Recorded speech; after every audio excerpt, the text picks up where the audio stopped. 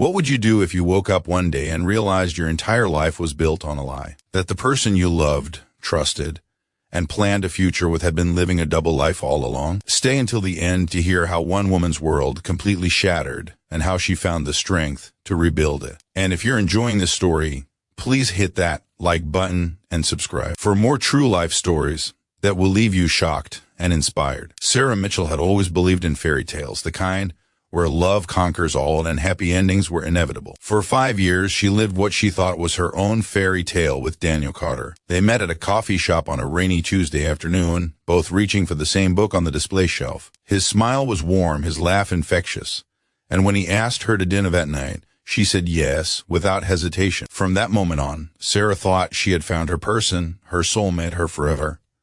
Daniel was everything she had ever wanted. He was attentive, romantic, and made her feel like she was the center of his universe. He worked in sales, which explained his frequent business trips and late-night meetings. Sarah never questioned it because she trusted him completely. They spent weekends exploring the city, cooking elaborate dinners together, and dreaming about the future. Daniel talked about marriage, about the house they would buy, about the children they would have. Sarah held on to every word, every promise, building her entire future around this man she loved with all her heart. Their relationship wasn't perfect, of course. There were moments when Daniel would disappear for a day or two, claiming work emergencies or family obligations. He rarely invited her to company events, saying he preferred to keep his personal and professional lives separate. His phone was always face down, and he never left it unattended.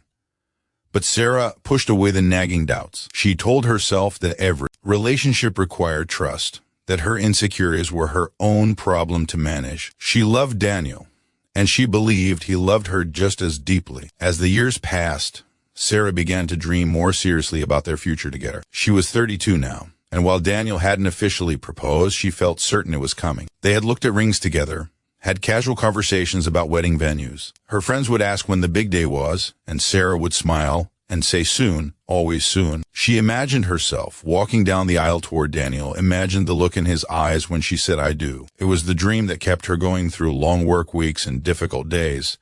Then came the evening that changed everything. It was a Thursday in October, the kind of crisp autumn night where the air smells like fallen leaves and promise. Sarah had gotten off work early and decided to surprise Daniel at his apartment. She had a key.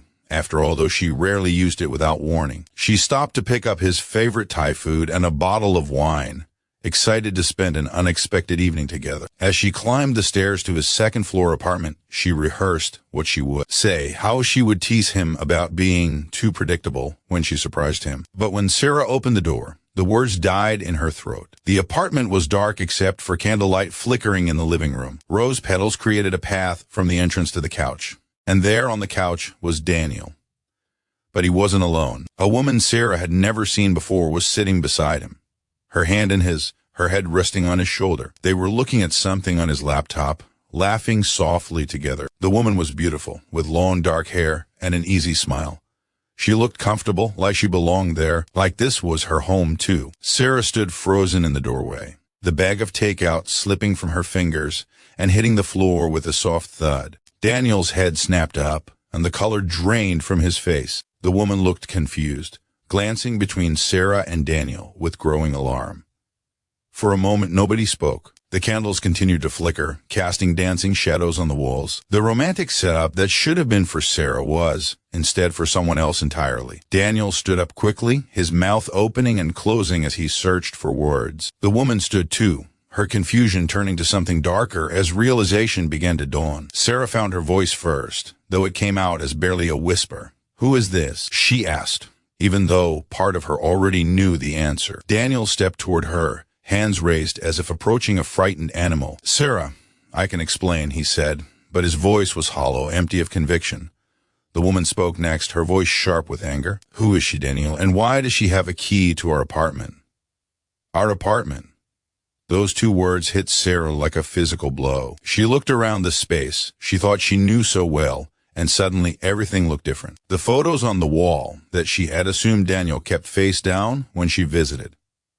The closet that was always locked. the second toothbrush in the bathroom that he claimed was for guests. All the little inconsistencies she had ignored or explained away came rushing back with devastating clarity. Daniel ran a hand through his hair, a gesture Sarah knew meant he was stressed. "This is Rebecca," he said quietly. "She's my wife." The room tilted. Sarah grabbed the door frame to steady herself. Wife. The word echoed in her head, incomprehensible and yet perfectly clear. For 5 years she had loved this man, built her life around him, dreamed of marrying him. And all along he was already married. All along she was the other woman. Rebecca's face had gone pale, her eyes filling with tears. 5 years? She whispered, looking at Daniel with betrayal written across every feature. "You've been cheating on me for 5 years. Daniel tried to speak, tried to explain, but there was no explanation that could make this right. Rebecca turned to Sarah, and for a moment, the two women just looked at each other.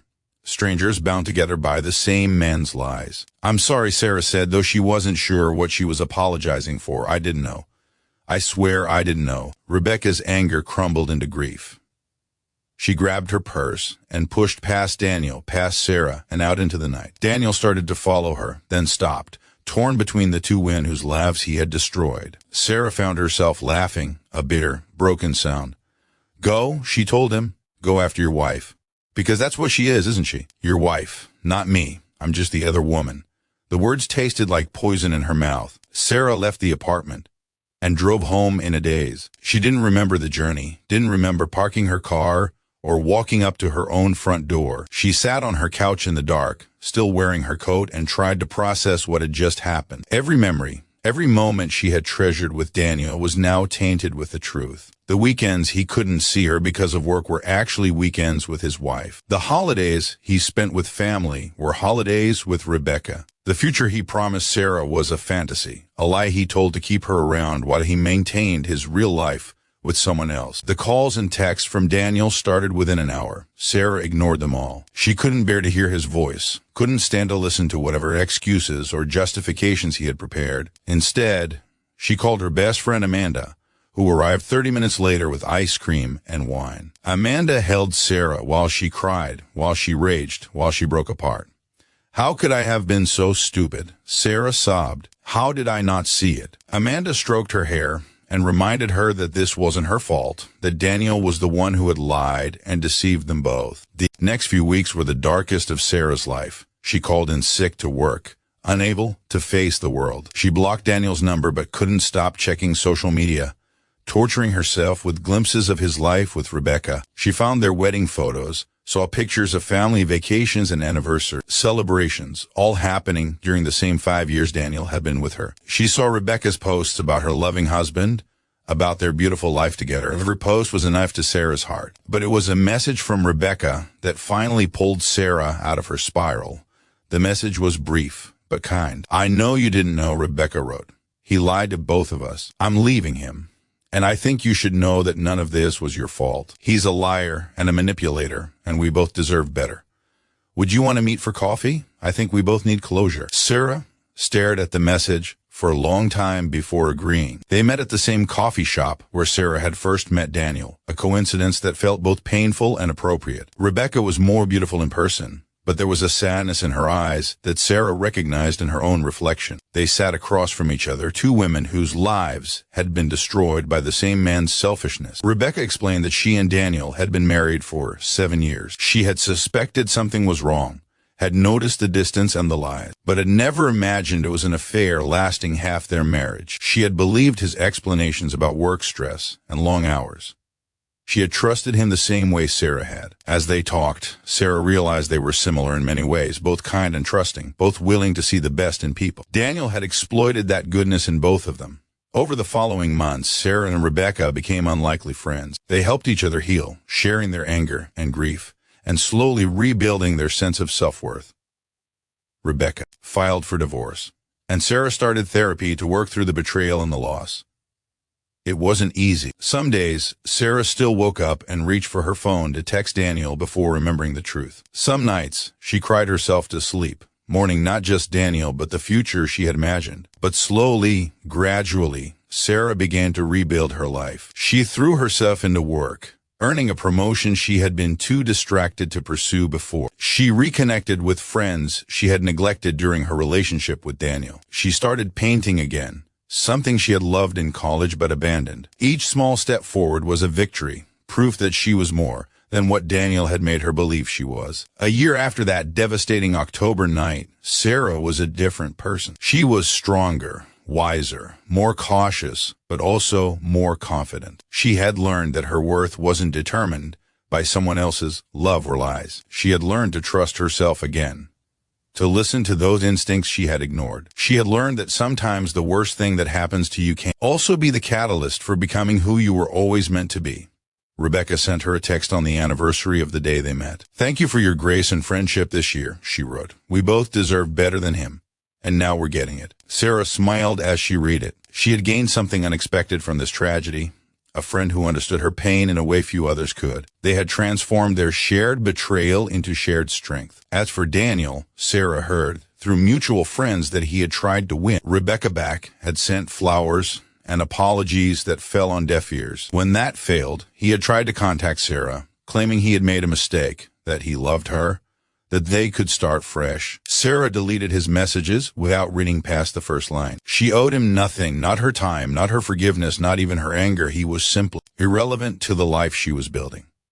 Sarah's story is a reminder that sometimes we don't see the truth because we don't want to believe someone we love could hurt us so deeply. But it's also a reminder that we are stronger than we know, that we can survive betrayals we never imagined facing. Sarah discovered she was the other woman after 5 years together, but she also discovered she was brave, resilient, and capable of building a beautiful life on her own terms. If this story touched your heart, please like this video and subscribe to our channel for more inspiring stories of strength and survival. And remember, your worth is never determined by someone else's inability to see it. You are enough exactly as you are.